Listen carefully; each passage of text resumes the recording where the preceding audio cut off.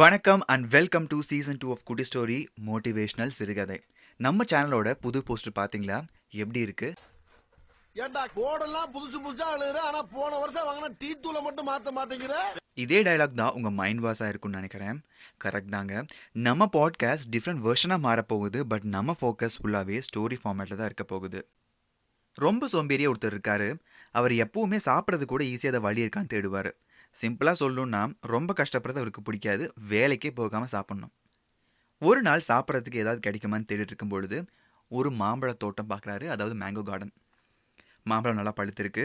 அவரும் ஃபென்ஸை கிராஸ் பண்ணி மாம்பழம் பறிக்க ஆரம்பிச்சிடாரு. ஒரு பேக் ஃபுல்லாக பறித்து வச்சுக்கிறாரு.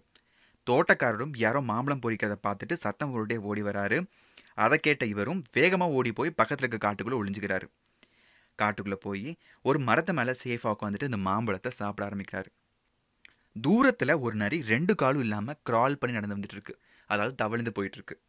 இதை பார்த்துட்டு 2 காலும் இல்லாமல் இந்த நரி எப்படி உயிர் வாழுது, எப்படி சாப்பாடு தேடி சாப்பிடணும்னு ரொம்ப ஃபீல் பண்ணிருக்காரு.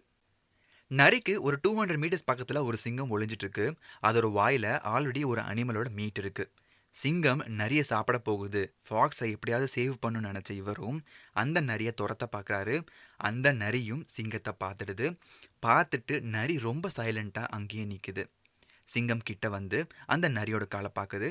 பார்த்துட்டு தன்னோட வாயில் இந்த ஃபுட்டை அந்த நரி கிட்ட வச்சுட்டு போயிடுது. நரியும் அதை சாப்பிட ஆரம்பிக்குது. இந்த சீனை பார்த்த அந்த லேசிமேனுக்கு ரொம்ப ஆச்சரியமா இருக்கு. டக்குன்னு இவருக்கு ஒரு தாட் வருது. அப்போ நாமளும் சாப்பிடாம இருந்தோன்னா யாராவது வந்து நமக்கு ஃபுட்டு கொடுப்பாங்க போல. கடவுள் சிங்கம் மூலியமா வந்து அந்த நரியை காப்பாத்துனது போல நம்மளை யாராவது காப்பாத்துவாங்க. ஸோ நம்ம உட்காந்த இடத்துல இருந்தே சாப்பிடலான்னு பிளான் போடுறாரு. அடுத்த நாளே இந்த பிளான் எக்ஸிக்யூட் பண்ணுறாரு. காலிலேருந்து எங்கேயும் போகாமல் ரோடை பார்த்துட்டு யாராவது வந்து நமக்கு ஹெல்ப் பண்ணுவாங்க, ஃபுட்டு தருவாங்க, கடவுள் நமக்கு ஹெல்ப் பண்ணுவாருன்னு சொல்லி ஸ்ட்ராங்காக பிலீவ் பண்ணிருக்காரு. யாருமே வரல. ஈவினிங் ஆகுது. ஒரு வயதானவர் மட்டும் வராரு. அந்த வயதானவர்கிட்ட இந்த லேசிமேன் போய் எனக்கு பசி தாங்க முடியலன்னு கேட்கும்பொழுது அவர்கிட்ட அந்த பிரெட் அவர் கொடுக்குறாரு. வெறித்தனமாக அந்த பிரெட்டை சாப்பிட்டு முடிக்கிறாரு. சாப்பிட்டு முடிச்சுட்டு கடவுள் தனக்கு ஹெல்ப் பண்ணவே இல்லைன்னு சொல்லி ரொம்ப ஃபீல் பண்ணி அவர்கிட்ட சொல்லிட்டு இருக்காரு. அதுக்கப்புறம் தான் அந்த லேசி மேன் அவருடைய பிளானை எக்ஸ்பிளைன் பண்றாரு. இதை கேட்டு அவரும் விழுந்து விழுந்து சிரிக்கிறாரு. இந்த உலகத்துல இருக்கிற ஒவ்வொரு கிரியேச்சர்ஸ்க்கும் ஏதாவது ஒரு பர்பஸ் இருக்கும். அதே போலதான் உங்களுக்கும் கடவுள் எல்லாருக்கும் ஸ்ட்ரென்த் அண்ட் எபிலிட்டி கொடுத்துருக்காரு. ஸோ எப்பவுமே நமக்கு நடக்கிற விஷயத்துல நம்மள பாசிட்டிவ் அண்ட் ஸ்ட்ராங் பொசிஷன்ல வச்சு தான் பார்க்கணும். வீக்கான பொசிஷன்ல வச்சு பார்க்கக்கூடாது. அதுதான் ஹெல்த்தி மைண்ட் செட் அப்படின்னு சொல்லி சொல்றாரு. See yourself in strong position to help the one who need. Don't go for easy choice, make the right choice. இந்த ஸ்டோரியும் மாரலும் கண்டிப்பா உங்களுக்கு பிடிச்சிருக்கும் நம்புறேன். ஸ்டோரி நல்லா இருக்கா? எப்படி?